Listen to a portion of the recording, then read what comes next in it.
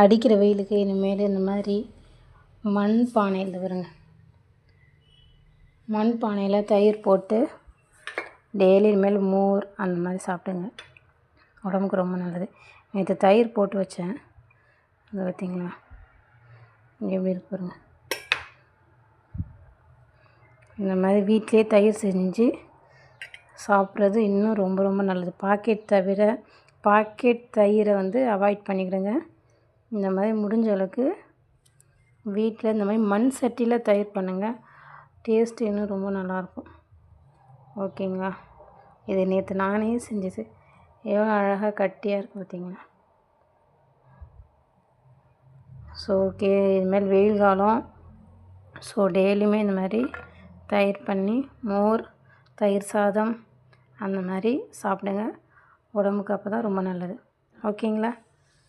Thank you.